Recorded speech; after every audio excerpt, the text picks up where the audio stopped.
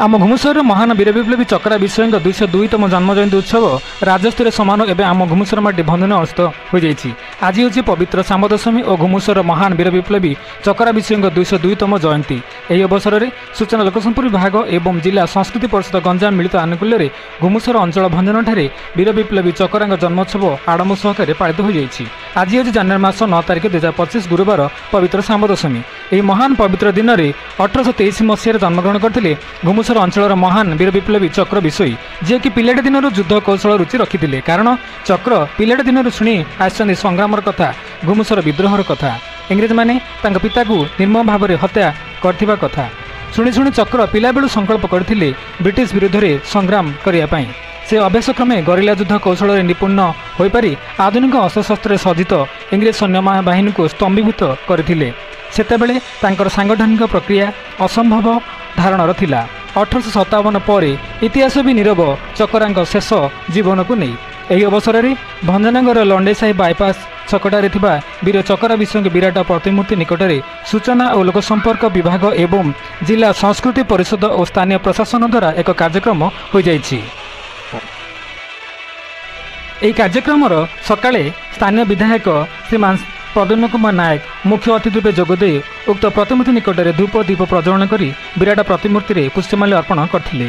एथिरे उपजिलापाल अनिल कुमार सेठी, नगरपाल गोपबंधु महापात्र, एनएसी कार्यनिर्वाही अधिकारी मुरलीकृष्ण पंडा, ब्लॉक अध्यक्ष नरीशोभा नायक, नेताजी विश्वयी सहित जिला सूचना लोकसंपर्क अधिकारी रविनारायण बेहरा और लोकसंपर्क अधिकारी गौरीशंकर शतपथी समते अनेक मान्यगण्य व्यक्तिविशेष एक कार्यक्रम में उपस्थित थे।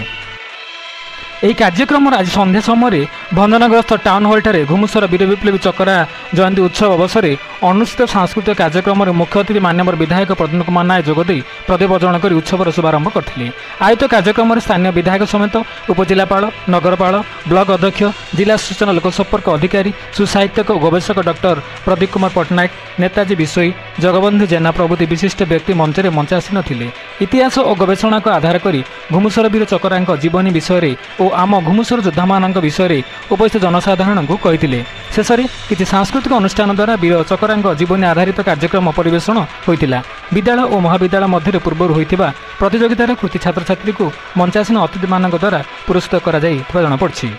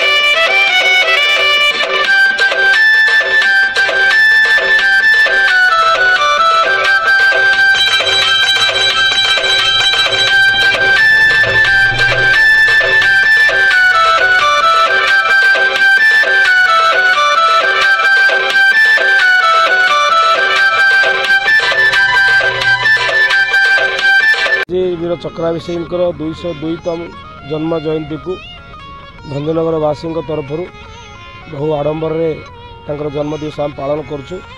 यही परिप्रेक्षी जीवनी उपर संध्या 5टा बेले टाउन हॉल ठारे वक्तृता माने प्रोग्राम रखा जाइछि। माने इतिहास उपर आज बड़ धरण गोटे आलोचना चक्र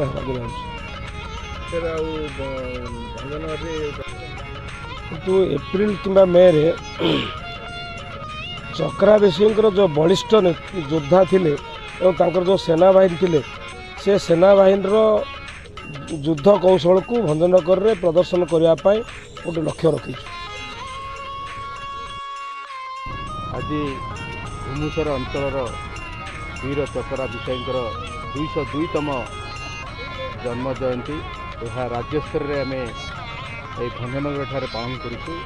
এই ଯେଉଁ ଛକ ଅଛି ଚକରା ବିଷୟଙ୍କ ଛକ ନାମରେ ନାମିତ ହୋଇଛି। ଚକରା ବିଷୟଙ୍କର ପ୍ରତିମୂର୍ତ୍ତିରେ ପୁଷ୍ପମାଲ୍ୟ ଅର୍ପଣ କରାଯାଇଥିଲା। ଏହା ରାଜ୍ୟ ସୂଚନା ଓ ଲୋକସମ୍ପର୍କ ବିଭାଗ ଦ୍ୱାରା ପାଳନ କରାଯାଇଛି। ଆଜି ଦିନ ତମାମ କାର୍ଯ୍ୟକ୍ରମ ରହିଛି। ଫେରେ ସନ୍ଧ୍ୟାରେ ମଧ୍ୟ ଚକରା ବିଷୟଙ୍କର ଉପରେ ଗୋଟେ ସାଧାରଣ ସଭା ହେବ, ସାଂସ୍କୃତିକ କାର୍ଯ୍ୟକ୍ରମ ହେବ, ଆଲୋଚନା ଚକ୍ର ହେବ।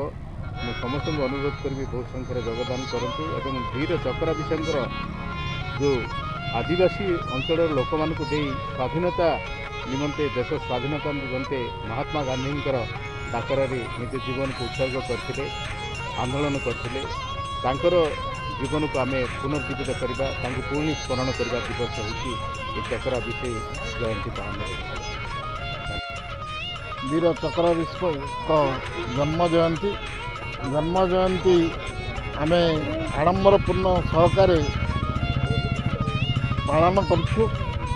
ଏହାର ପ୍ରତିଫଳନ ସ୍ୱରୂପ ଆମେ ଗତ ବର୍ଷଠୁ ଜିଲ୍ଲାସ୍ତରୀୟ ଭଞ୍ଜନଗରରେ କରିବାର ଯୋଜନା ଗତ ବର୍ଷଠୁ ଆରମ୍ଭ ହୋଇଛି। ଏ ବର୍ଷ ମଧ୍ୟ ଚଳିତ ବର୍ଷ ମଧ୍ୟ ସେ ପ୍ରକାର ଆଡ଼ମ୍ବରପୂର୍ଣ୍ଣ ଭାବେ ଆମେ ସକାଳୁ ପୁଷ୍ପମାଲ୍ୟ କରିଥିଲୁ। ସନ୍ଧ୍ୟାବେଳେ ଟାଉନ୍ ହଲ୍ରେ ଏକ ତାଙ୍କର ସଭା ଆୟୋଜନ କରାଯାଇଛି, ଯାହାଫଳରେ କି ସେଠାରେ ଏକଜୁଟ ହୋଇ ଲୋକେ ବୀର ଚକରା ବିଷୟଙ୍କୁ ଆତ୍ମାଙ୍କୁ ଶ୍ରଦ୍ଧାଞ୍ଜଳି ଦେବାର ବ୍ୟବସ୍ଥା କରାଯାଇଛି। ନିଶ୍ଚିତ ଭାବେ ଏକ ଆମ ଭଞ୍ଜନଗର ପ୍ରତି ଗର୍ବ ଗୌରବର କଥା ଯେ ଆମେ ପ୍ରକୃତରେ ଚକରା ବିଷୟଙ୍କର ଦାୟ ରୂପେ ଆମେ ନିଜକୁ ଗର୍ବ କରୁଛୁ।